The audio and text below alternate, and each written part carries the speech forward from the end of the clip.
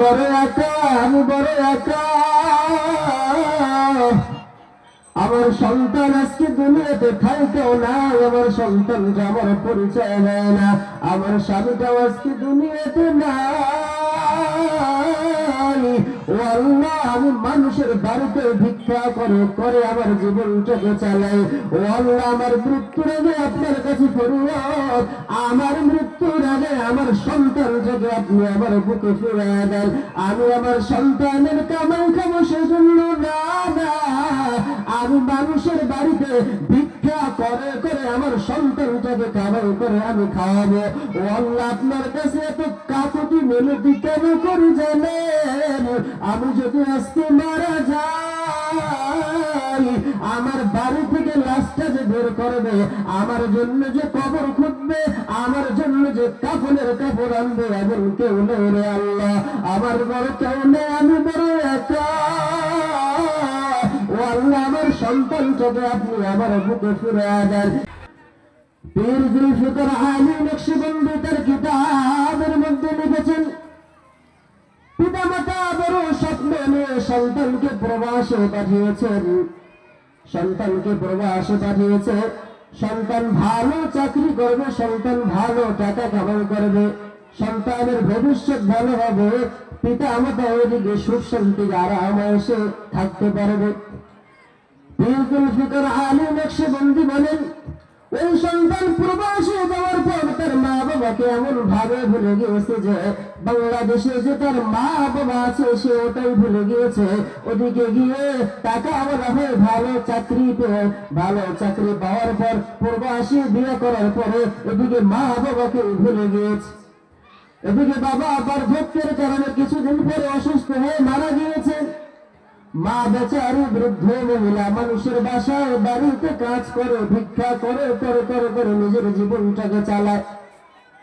এবার মা আল্লাহর কাছে দোয়া করো, আল্লাহ, আমি বড় একা, আমি বড় একা। আমার সন্তান আজকে দুনিয়াতে থাকেও না, আমার সন্তানটা আমার পরিচয় দেয় না, আমার স্বামীটাও আজকে দুনিয়াতে নাই। ও আল্লাহ, আমি মানুষের বাড়িতে ভিক্ষা করে করে আমার জীবনটাকে চালাই। ও আল্লাহ, আমার মৃত্যুর আগে আপনার কাছে ফরিয়াদ, আমার মৃত্যুর আগে আমার সন্তানটাকে আপনি আমার বুকে ফিরিয়ে দেন। আমি আমার সন্তানের কামাই খাবো সেজন্য না, আমি মানুষের বাড়িতে ভিক্ষা করে করে আমার সন্তানটাকে কামাই করে আমি খাওয়াবো। ও আল্লাহ, আপনার কাছে এত কাকুতি মিনতি কেন করি জানেন? আমি যদি আজকে মারা যাই, আমার বাড়ি থেকে লাশটা যে বের করবে, আমার জন্য যে কবর খুঁজবে, আমার জন্য যে কাফনের কাপড় আনবে, এমন কেউ নেই রে আল্লাহ। আমার বড় কেউ নেই, আমি বড় একা। ও আল্লাহ, আমার সন্তানটাকে আপনি আমার বুকে ফিরে দেন। এদিকে মা দোয়া করলো, আমার আল্লাহ দোয়া কবুল করে ফেললো। সন্তানের এমন একটা রোগ হইল, সন্তানের যৌবন চলে গেল। ওদিকে স্ত্রী থেকে তালাক দিয়েছে, সন্তান বড় অসহায় হয়ে গিয়েছে, সন্তানের আপনার কেউ নাই। সন্তানের তখন কেউ না থাকার কারণে দুনিয়ার সবাই যদি ভুলে যায়, মা কিন্তু সন্তানকে ভুলে না। কথা বলেন ঠিক কিনা? তখন সন্তান প্রবাস থেকে বাংলাদেশে চলে এসেছে। বাংলাদেশে আসার পর দেখে মা তার দুঃখের কারণে তার কোমরটাও বাঁকা হয়ে গিয়েছে। মানুষের বাড়িতে ভিক্ষা করে করে নিজের জীবনটা চালায়। সন্তান দেখতেছে মা সন্ধ্যাবেলা মানুষের বাড়িতে ভিক্ষা শেষ করে যখন বাড়িতে আসলো, মস্কের পানি দিয়ে সুন্দর করে ওযুটা বানাইয়া যায় নামাজটা বিছাইয়া মাগরিবের নামাজ শেষ করে মা আল্লাহর কাছে দোয়া করতেছে, ওগো আল্লাহ, আমার সন্তানটাকে আমার বুকে ফিরে দেন। আপনার কাছে আমার ফরিয়াদ, আমার মৃত্যুর আগে আমার সন্তানটাকে আপনি আমাকে দেখার সুযোগ করে দেন। সন্তান পিছন থেকে ডাক দিয়ে বলে, মাগো, আপনার দোয়া কবুল হয়ে গেছে, আপনার সন্তান আপনার সামনে হাজির। ফকির দাদা মাগো বুঝতে পারলে রে মা অন্যায় করে ফেলেছি ভুল করে ফেলেছি মাগো তুমি আমাকে মাফ করে দাও মা চোখের পানিগুলো ফেলে ফেলে সন্তানকে ডাক দিয়ে বলে এর আদরের সন্তান সন্তান যতই বেয়াদবি করুক না কেন মা সন্তানকে কোনোদিন বদদোয়া দেয় না সন্তান যতই ভুল করুক না কেন মা সন্তানকে কোনোদিন বদদোয়া দেয় না বরঞ্চ নামাজ শেষ করে যায় নামাজটা বিছাইয়া মা ডাক দিয়া করে দেয়ার মালিক আমার সন্তান বুঝে নাই ও ভুল করে আমার সাথে অন্যায় করেছে রে আল্লাহ আমার সন্তানটাকে তুমি কোনো বিপদ আপদ দিও না আমার সন্তানটাকে তুমি কোনো বালা মুসিবত দিও না আমার সন্তানটাকে তুমি কোনো বিপদ দিও না আরে বুয়ানিয়ার মুসলমান মাঝে মাঝে দেখবা মা সন্তানটাকে প্রহার করেছে কেন করেছে সন্তান পড়াশোনা করে না ঠিক মতো সন্তানকে শাসন করার জন্য সন্তানকে সুশিক্ষায় শিক্ষিত করার জন্য মা সন্তানকে প্রহার করে না মা সন্তানকে প্রহার করে তুমি কি ভাবছো মা সন্তানকে প্রহার করে শান্তিতে ঘুমায় না রে সন্তান না না মা সন্তানকে প্রহার করে মা শান্তিতে ঘুমাইতে পারে না আম্মা জান দুপুরে খাবার খায় না আম্মা জান রাতের বেলা খাবার খায় না আম্মা জান ঠিক মতো খাবার খায় না আম্মা জান ঠিক মতো ঘুমায় না রাতের বেলায় বালিশের সাথে মাথাটা লাগায় লাগায় আম্মা জান কান্না করে স্বামী ডাক দিয়া কয় স্ত্রী আমার চোখের পানিগুলো ফেলা ফেলা কান্না করতেছে গেল স্ত্রী ডাক দিয়া বলে স্বামী গো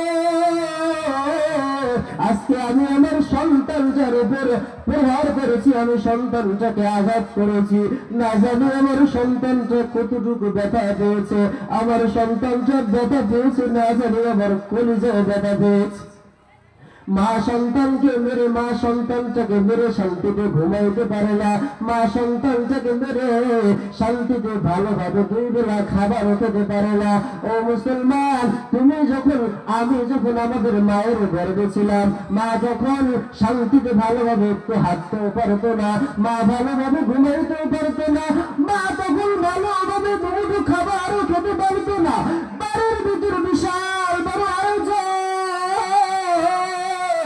বাড়ির ভিতর আয়োজন মা সারাদিন পরিশ্রম করে মা সারাদিন ক্লান্তি হওয়ার পরে বিকাল বেলা যখন মা দুটো খাবার নিয়ে যখন বসছে এমন অবস্থায় সন্তান পেটের উপর লাথি মেরেছে পর্দার আড়ালের মা বোনরা বুঝবে সন্তান গর্ভে থাকা অবস্থায় কতটা কষ্টকর মা তখন খাবার খেতে না পেরে দরজার আড়ালে দাঁড়িয়ে দাঁড়িয়ে দাঁড়িয়ে দাঁড়িয়ে কান্না করতেছে স্বামী ডাক দিয়া বলে দিদি গো তুমি চোখের পানিগুলো ফেলা ফেলা কেন কান্না করো তুমি কি ভাত খাইবে না তুমি কি খাবার খাইবে না তোমার পেটে কি কোনো ক্ষুধা নাই স্ত্রী ডাক দিয়া বলে স্বামী গো আমার সন্তান আমার পেটের ভিতরে এত জোরে লাথি মারছে আমি আমার সন্তানের লাথি সহ্য করতে না পারে আমি দাঁড়ায় গেছি হায় দুনিয়ার বাজার কোন দুনিয়ার পিছনে ঘুরো মা যখন সন্তানটাকে প্রসব করবে ওই প্রসবের বেদনা মা সহ্য করতে পারে না মা চিৎকার করে স্বামীকে ডাক দিয়ে বলে স্বামী গো আমি মনে হয় বাঁচবো না আমার জন্য দোয়া করিও আমি মনে হয় আর বাঁচবো না গো স্বামী তোমার সাথে তো কত অন্যায় করলাম তোমার সাথে তো কত বেয়াদবি করলাম ও গো স্বামী তুমি আমাকে মাফ করে দিও এদিকে স্বামীও যায় না মাস্টার দিসাইয়া মালিকের কাছে দোয়া করে আল্লাহ এই বিপদের মুহূর্তে তুমি ছাড়া আর কেউ নাই কেউ নাই আল্লাহ তুমি যদি হেফাজত না করো তুমি তুমি ছাড়া এই মুহূর্তে আপনার কেউ নেই আল্লাহ। মা যখন সন্তানটাকে প্রসব করে বা আশেপাশের মানুষগুলো এসে সন্তানটা ছোট হয়েছে নাকি বড় হয়েছে, সন্তানটা কালো হয়েছে নাকি সুন্দর হয়েছে, সন্তানটার নাকটা উঁচা নাকি বোচা, মানুষ এগুলো দেখে। কিন্তু মা জ্ঞান ফেরার পর মার একটি আওয়াজ, হায় রে আমার সন্তান কই,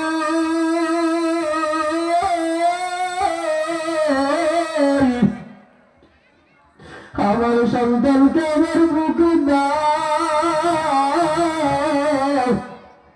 সন্তান কালো হোক সুন্দর হোক, মায়ের কাছে সন্তানটা বড় দামি, কথা বলেন ঠিক কিনা? আজকে যাদের মা বাবা নাই, মাকে মা বলে ডাক দেওয়ার মতো তৌফিক তাদের আর নাই। জীবনের মূল কষ্ট মায়ের প্রসাদ বেদনা, সাত আসমান সাত জমিন তখন মায়ের মাথায়। জীবনের মূল কষ্ট মায়ের প্রসাদ বেদনা,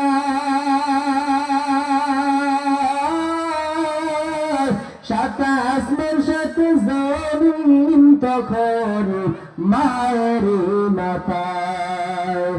এমন মাকে কেমন আজি, এমন মাকে কেমন আজি যাব আমি ভুলিয়া। ও আমার প্রাণের মা, মা গো মা, কোথায় গেলে মোরে ছাড়িয়া, জানম দুঃখী ইয়াতিমানি চায় না কেহ ফিরিয়া। আমি যখন ছিলাম আমার মায়ের উদরে, চলাফেরা করলেন যে মা কত কষ্ট করে।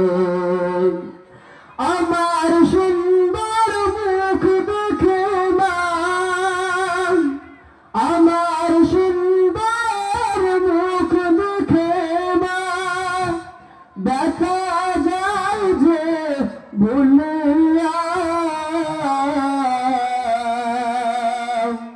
ও আমার প্রাণের মা, মা গো মা, কোথায় গেলে মোরে ছাড়িয়া, জানম দুঃখী ইয়াতিমানি চায় না কেহ ফিরিয়া। এর সন্তান মা বাবার কথা কি বলে পরিবারের সন্তান, হায়রে মা বাবার বুকের জীবন। বাবার মন চেয়েছে মাঝে মাঝে ভালো একটা মাছ কিনে খেতে, কিন্তু টাকার অভাবে বাবা খেতে পারে নাই। মায়ের মন চেয়েছে ভালো একটা ফল কিনে খেতে, কিন্তু টাকার অভাবে মা ফল কিনে খেতে পারে নাই।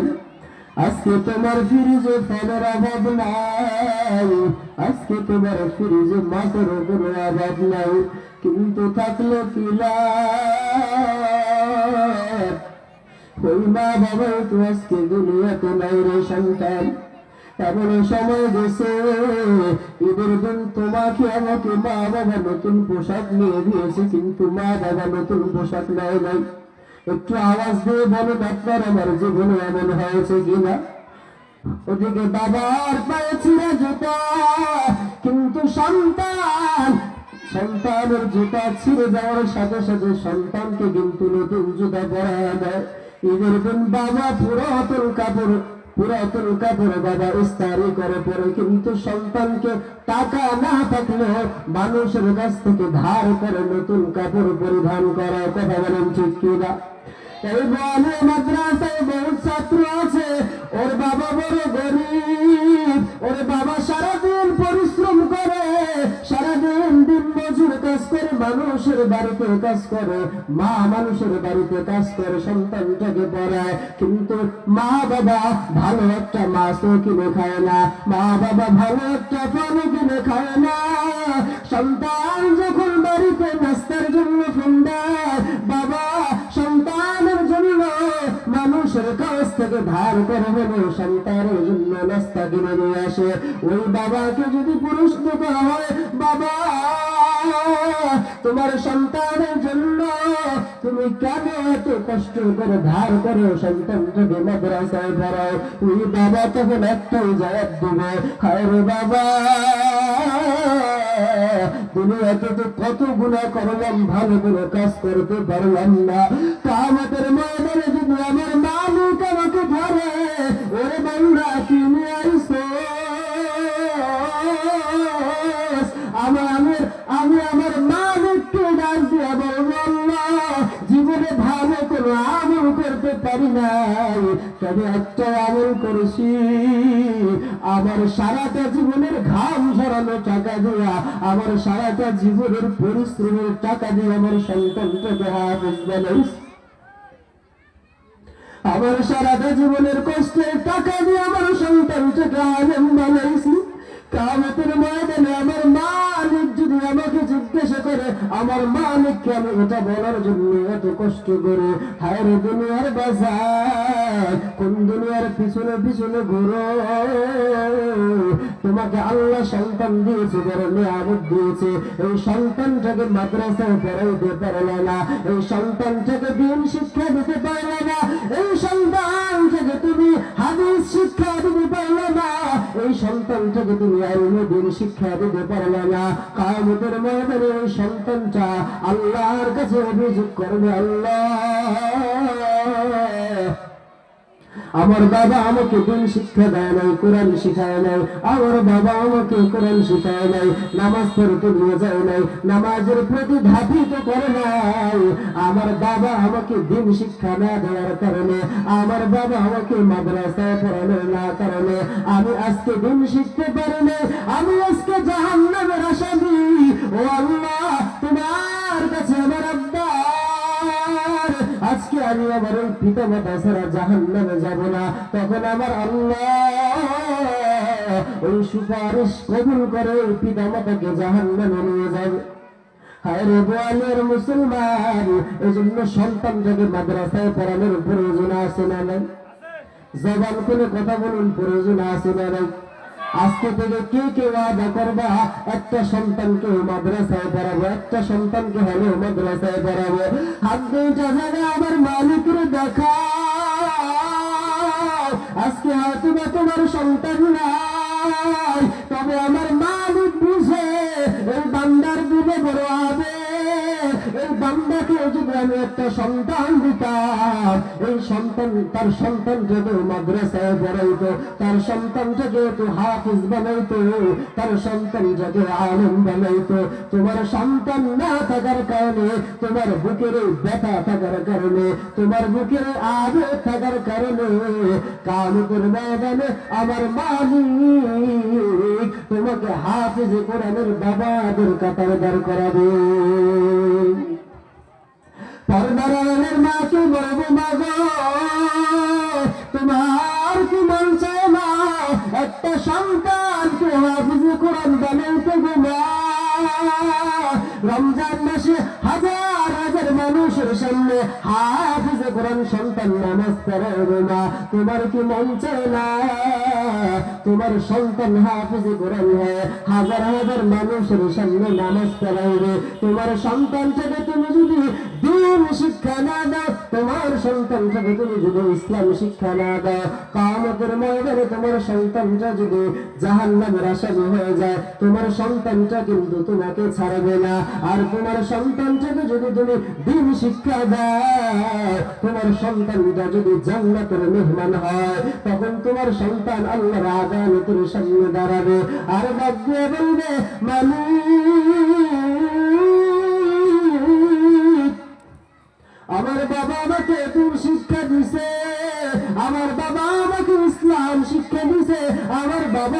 মাদ্রাসায় পড়াইছে, মাদ্রাসায় পড়ানোর কারণে, ইসলাম শিক্ষা দেওয়ার কারণে আমি ইসলাম বুঝতে পেরেছি, আমি দিন বুঝতে পেরেছি।